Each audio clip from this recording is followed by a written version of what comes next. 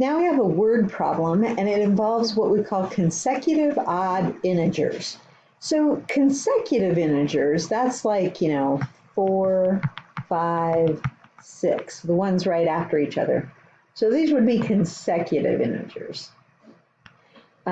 Consecutive. But consecutive odd integers would be like 7, 9, 11. These would be consecutive odd integers. So when you're setting them up, the first integer is going to be x, but the next one is going to be x plus 2. And then it's going to be x plus 4, and then x plus 6. Like, it depends on how many you're talking about. All right, in our problem, we're just going to use 2, but that's how we set up what are called the consecutive odd integers. So in example 9 here, it says the product, so multiplication, of 2 consecutive odd integers. So one integer is going to be x, and the other integer is going to be x plus 2. And now product means we're going to multiply them. So x times x plus 2. And it says the product of 2 consecutive odd integers is 255, equals 255.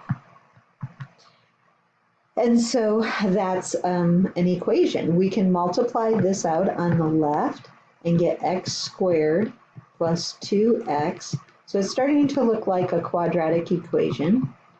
We can subtract the 255.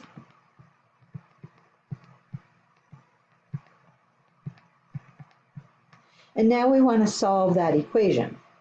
So we're trying to think of two numbers that multiply to be 255, negative 255. So multiply to be negative 255, and we want them to add to be 2. Now, I'll be honest, I didn't know what the two numbers were. I thought about it a little bit while I was waiting for my computer to cool off, and I was like, okay, 255, I'm not very familiar with that number.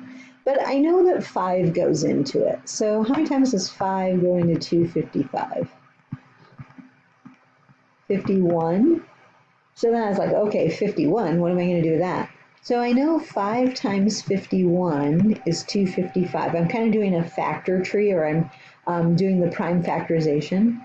Well, I thought about 51, and I know it's 3 times 17. Now, I just happen to know that, so you might have to play around with it and say, well, 2 doesn't go in, 5 doesn't go in, but maybe 3 does. Anyway, so when I got the prime factorization, then I know that my number 255 is made up of those factors. So then I was thinking, well, if I put the 5 times 3, that would be 15 times 17.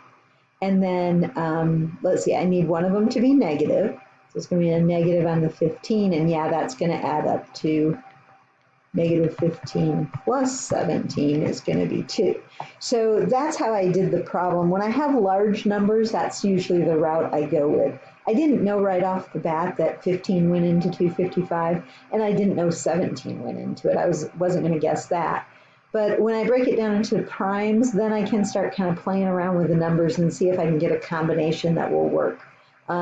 You could make a list of, numbers that go into 255, but that might take you a little while to do. Okay, so yay, I found the numbers. and that's a little tricky to do. All right, so x minus 15 and x plus 17. And that will work. So I get either x minus 15 equals 0, or x plus 17 equals 0. Now, when I solve the first linear equation, I get x equals 15. And the other one, I get x equals negative 17. Now, way back up here, when we set up our integers, we said the first one's going to be x, and the next one's going to be x plus 2. So when I write x plus 2 down here, that's going to be 17. Now, if I take 15 times 17, do I get 255? Yeah, we already said that that's true. So that's one answer, 15 and 17. Are those consecutive odd integers? They are. And if you multiply them, The product is 255. What happens though on the other answer? Well, if I add 2, so think about adding 2 here, I get negative 15. And so I get the answer negative 15 and negative 17. Now, are those consecutive odd integers? They are. They're negative, but they're integers. And do they multiply to be a positive 255? They do. So I get 2 answers. I get the positive case here, 15 and 17, and then over here I get a negative case, but it also works negative 15 times negative 15 times negative 17. So there are 2 answers here.